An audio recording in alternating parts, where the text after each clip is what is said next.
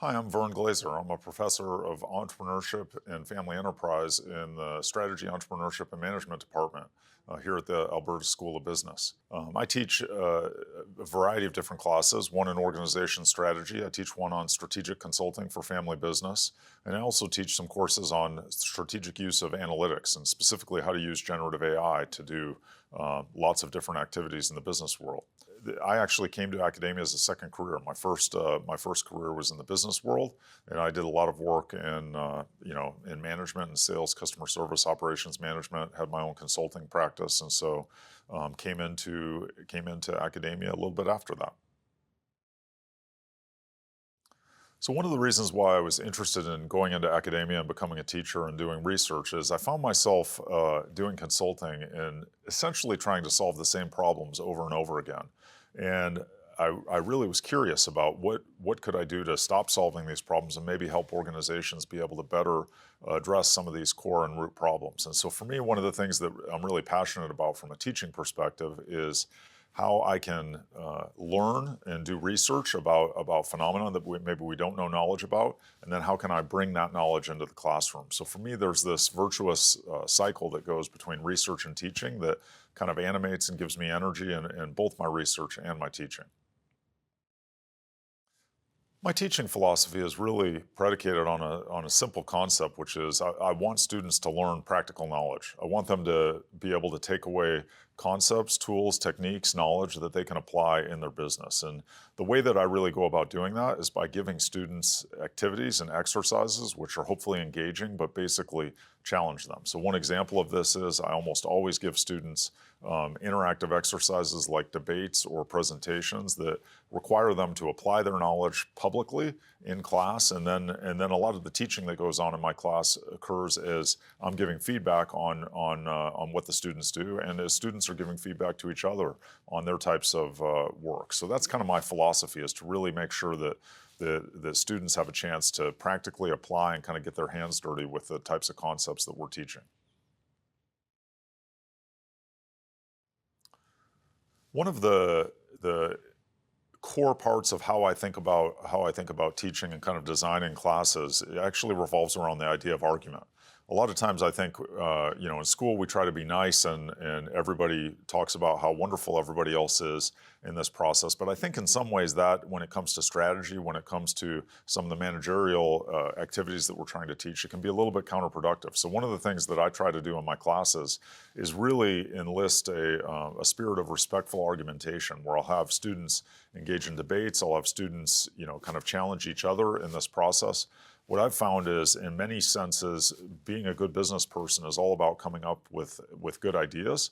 And the creation of good ideas are often refined through arguing with other people within your organization, not in a way that's political, but in a way that's really designed to help, to help kind of uncover a better solution to a problem.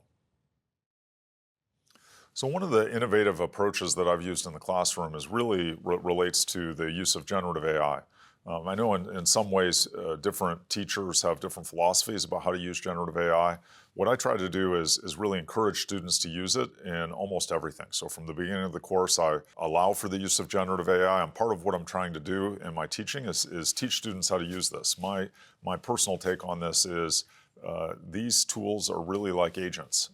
And for us to be the most effective people we can be as managers and as strategic leaders, we need to be able to leverage the incredible power of these tools. But I think there's shallow ways to use this and not so shallow ways to use this that can really deepen our thinking and kind of, produce better results. And so my goal in teaching is to kind of push students to be able to use these tools effectively to generate, better knowledge outputs. So one of the downsides to the teaching philosophy I have really is that every single course requires a new and fresh approach to this. So if you think about the use of generative AI, the generative AI tools that are available now in the fall of 2025 are very different than they were last fall in 2024 or even in winter of 2025. So when I'm doing classes, basically I'm having to dynamically adjust my my content all the time relative to the new technology, and typically I also am trying to engage real world kind of contemporary business problems as well. I think that both keeps the class fresh for me, so I'm more engaged as a teacher, and I think it also is helpful for student learning. Really, my hope for students is that the teaching that I do is something that's going to be very practical for them, that helps them achieve their own goals more effectively, and also helps them be better managers and team members within their organizations.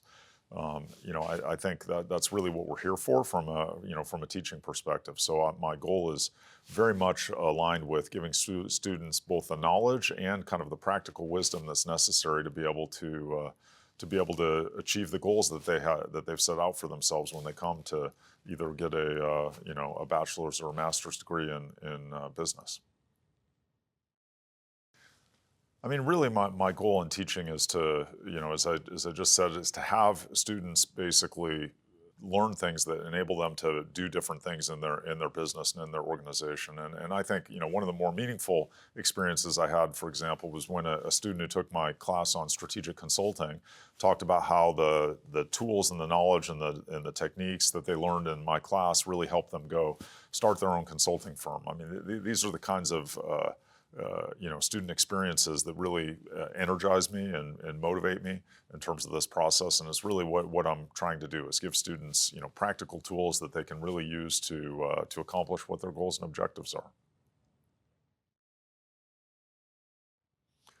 So in terms of advice for other instructors, one of the things that I think that I've done that doesn't always align with the advice that you get in the PhD process, but is really to keep research and teaching very much connected. For me, these, it's easy in this world to think of them as being separate silos, but I've tried as much as possible to basically bring my research into my teaching, and then to take insights and ideas that come from teaching and interactions with students back into my research. And I think that this kind of combination of having research and teaching kind of feed off of each other for me is really energizing. And I think that the more that you can do that as an instructor, the better able you'll be to kind of achieve your own goals and help students also really generate value from what you're teaching.